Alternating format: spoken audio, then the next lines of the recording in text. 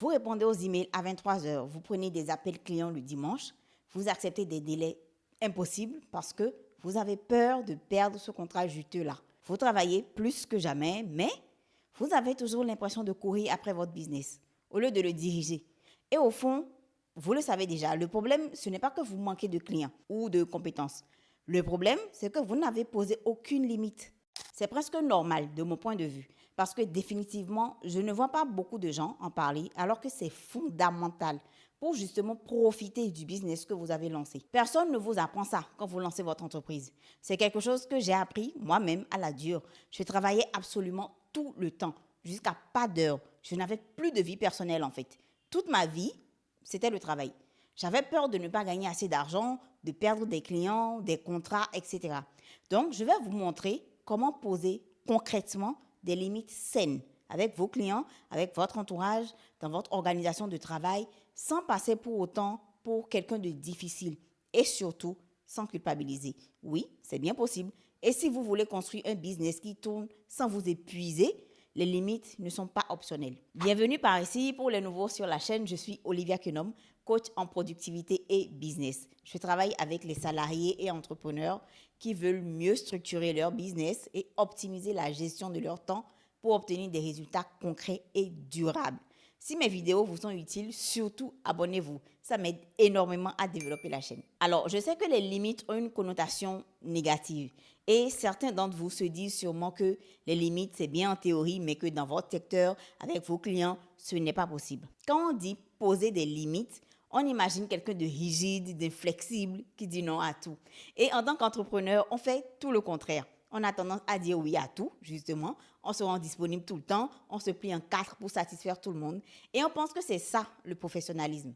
Sauf que non, pas du tout. Ce n'est pas du professionnalisme. Je vous assure, c'est de l'auto-sabotage, en fait. Parce qu'en n'ayant aucune limite, vous créez un business qui dépend entièrement de votre capacité à sacrifier votre temps, votre énergie, votre vie personnelle. Et ça, ce n'est pas tenable sur le long terme. Tôt ou tard, vous allez craquer. Ou pire, vous allez détester le business que vous avez réussi à construire. Commençons par le pourquoi. Sans limite, vous n'avez pas un business, vous avez un job qui vous exploite.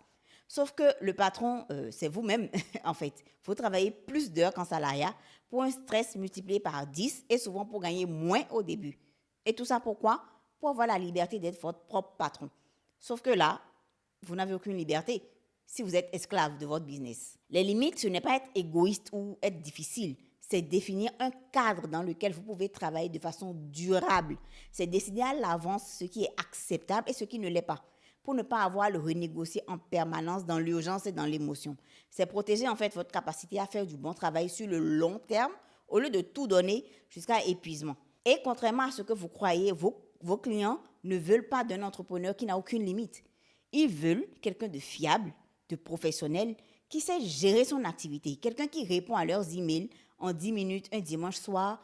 Ce n'est même pas rassurant, en fait. C'est inquiétant. Ça donne l'impression que vous n'avez pas de clients, que vous courez derrière eux, ou pire, que vous ne savez pas gérer votre temps. De ce que j'ai pu voir de mes 15 ans dans le monde professionnel, les limites claires créent aussi une forme de respect.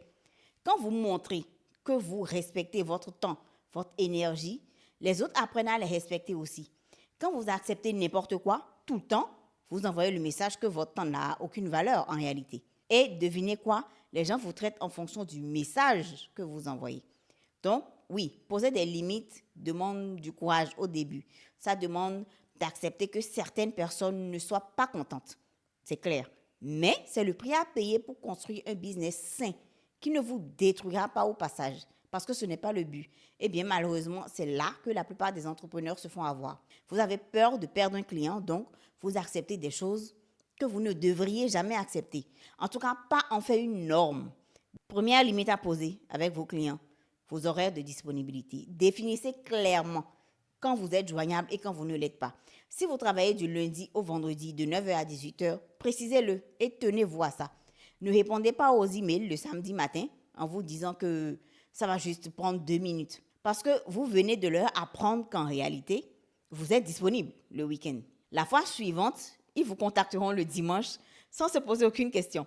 Ce que vous pouvez faire, par exemple, c'est utiliser les réponses automatiques en dehors de vos heures de travail, de disponibilité. Programmez les emails pour qu'ils partent pendant vos heures de travail. même si ça vous arrive de les écrire le soir, par exemple. Personnellement, si vous m'écrivez sur mon numéro professionnel un dimanche, je vous réponds le lundi dans la matinée. Si vous m'écrivez sur WhatsApp à 22h, minuit, ou bien ceux qui envoient des mails via mon site à 5h du matin, même si je suis réveillée, même si je lis, je vous réponds à une heure correcte, aux heures de travail en fait. Pas quand moi je me lève pour faire ma routine matinale, prier, lire, aller marcher, etc. Ce n'est pas le moment pour moi de vous répondre en fait. C'est une limite absolue, claire pour moi et saine, parce que j'ai une vie en dehors de mon entreprise. Vous pouvez aussi communiquer vos délais de réponse. Par exemple, vous répondez aux emails sous 24 heures, les jours ouvrés. Vous créez une attente qui est plus ou moins raisonnable et vous vous y tenez. Deuxième limite, ça concerne vos conditions de travail et vos processus. Par exemple, vous avez un brief à faire, remplir par quelqu'un avant de commencer un projet ou vous demandez un acompte de 30 ou 50% avant de démarrer. Ou encore, vous avez un nombre défini de requêtes incluses dans votre prestation. Au-delà de ça, c'est facturé en supplément. Et ces limites ne sont pas négociables. Elles font partie des conditions de vente. Et quand un client va essayer de pousser ces limites, parce que ça va arriver, vous restez ferme avec bienveillance et courtoisie, évidemment, mais ne vous justifiez pas pendant 3 ans, en fait. Vous rappelez simplement le cadre. Je comprends que ce soit urgent pour vous, mais mes disponibilités pour un projet de cette ampleur-là commencent à partir du 15 du mois prochain, par exemple. Si vous avez besoin d'une livraison plus rapide, je peux vous recommander un confrère, par exemple. Parce que vous savez bien que si vous prenez ce contrat, vous n'aurez plus de vie pendant 2 semaines.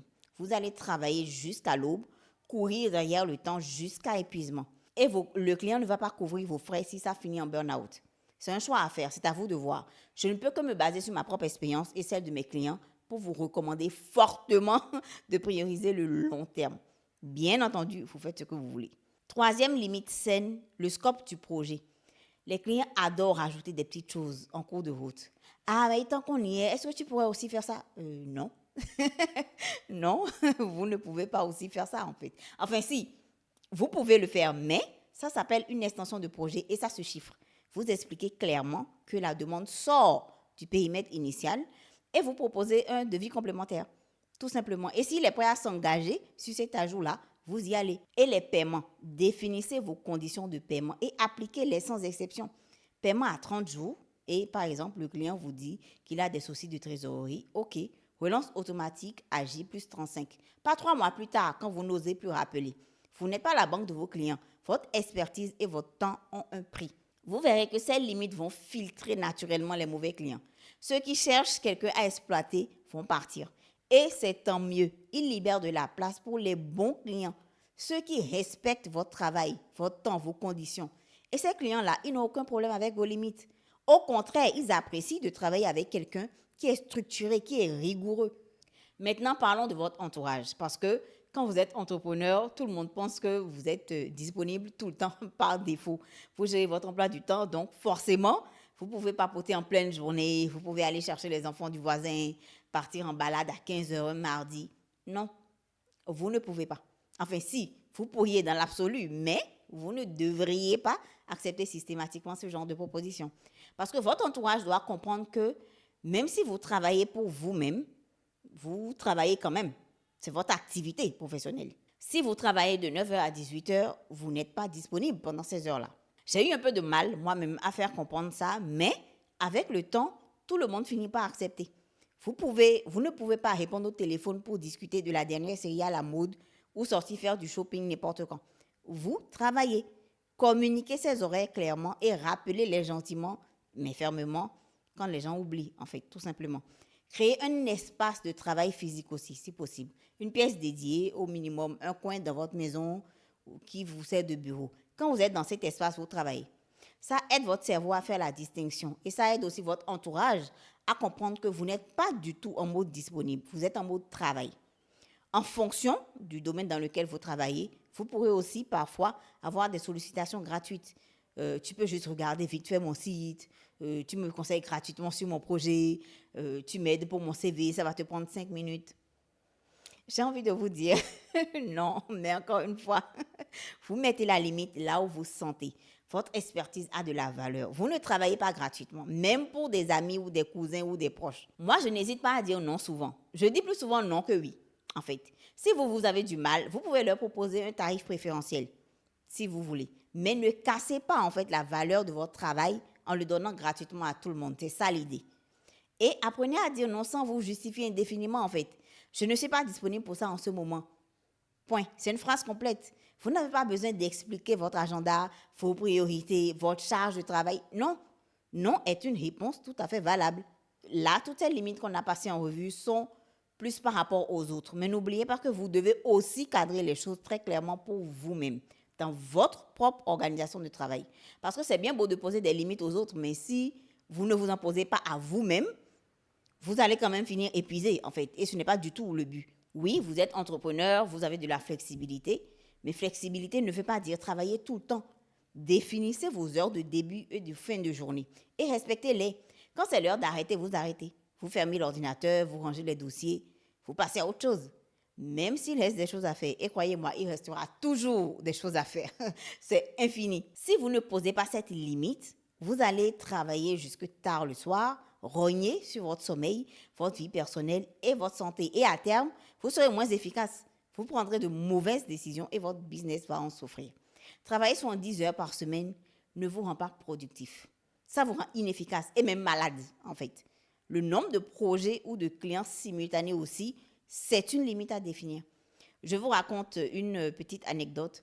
En 2024, il me semble, si je me souviens bien, je me suis retrouvée avec 8 clients pour mon programme d'accompagnement. Le programme Option Productivité, c'est un programme en 8 séances de coaching qui vous permet en fait de booster sérieusement vos performances quotidiennes, de reprendre le contrôle de votre organisation et d'avoir les outils nécessaires pour atteindre vos objectifs. 8 séances sur à peu près 2 mois, 2 mois et demi. Et je me suis retrouvée avec 8 clients simultanément à l'époque. Et ce mois-là, j'étais en train de finaliser mon dossier pour postuler à un appel d'offres. Le chaos que j'ai dû gérer avec mes assistants ce mois-là, je ne vous raconte même pas. À partir de ce moment, 5 clients maximum chaque mois pour le programme Option Productivité. Quoi qu'il arrive, on ne dépasse pas ce chiffre-là. Ça m'a servi de leçon définitivement. Vous ne pouvez pas prendre 15 projets en même temps en vous disant que vous allez gérer. Vous vous éparpillez en fait et vous stressez en permanence. Définissez combien de projets vous pouvez mener de front en faisant du bon travail. Quand vous atteignez le nombre, vous ne prenez plus de nouveaux projets, clients ou contrats, tant que vous n'avez pas terminé un au moins. Ça veut dire apprendre à dire non à certaines opportunités. Oui, c'est frustrant, c'est vrai, à des moments donnés, c'est frustrant, mais vous savez ce qui est pire que de dire non à un client, c'est d'accepter le projet, de le bâcler parce que vous êtes submergé, de ruiner votre réputation et de perdre 5 autres clients par effet domino. Alors là, c'est la catastrophe. Et dernière limite dans le travail, vos week-ends et vos vacances. Oui, vous avez le droit de ne pas travailler le week-end. Ça peut arriver, évidemment. Rien n'est figé, d'accord? Tout est une question de contexte. Mais l'idéal, c'est de ne pas en faire une norme, en fait. Vous avez le droit de prendre des vacances. Quelques jours, une semaine, 2 semaines, avec votre famille, pour vous reposer, pour passer du temps de qualité avec vos proches. Non, votre business ne va pas s'effondrer si vous êtes injoignable pendant une semaine. Si ça se produit, alors là, c'est un signal. Ça veut dire que quelque chose ne va pas. Mettez en place les systèmes nécessaires pour que ça tourne, même en votre absence. Des automatisations, des personnes de confiance qui pourront gérer les urgences, etc., etc. Voilà les limites indispensables pour construire un business sain qui ne va pas finir par vous détruire. Avec vos clients, avec votre entourage, dans votre organisation personnelle de travail, ces limites ne vont pas se mettre en place toutes seules. Ça demande de la clarté, de la constance, un peu de courage aussi. Au début, ça va être inconfortable. Vous allez avoir l'impression d'être dur, inflexible, de risquer de perdre des clients.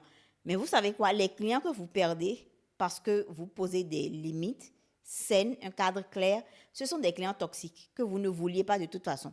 Et ceux qui restent, ce sont ceux qui respectent votre travail et qui construisent avec vous sur le long terme. Identifiez dès maintenant la limite la plus urgente à poser dans votre activité, celle à laquelle vous pensiez en regardant la vidéo, celle que vous n'aviez jamais osé mettre en place clairement. Posez-la, communiquez-la clairement autour de vous et tenez-vous-y, même si c'est difficile au début. Parce que poser des limites, ce n'est pas être égoïste, c'est respecter votre temps, votre énergie et votre capacité à faire du bon travail sur la durée. Et franchement, si vous voulez construire un business qui tourne sans vous épuiser, sans brûler la chandelle par les deux bouts, ce n'est pas optionnel. Comme d'habitude, si cette vidéo vous a aidé, likez, abonnez-vous et partagez-la à un entrepreneur qui en a besoin. On se retrouve très bientôt pour une prochaine vidéo. Ciao!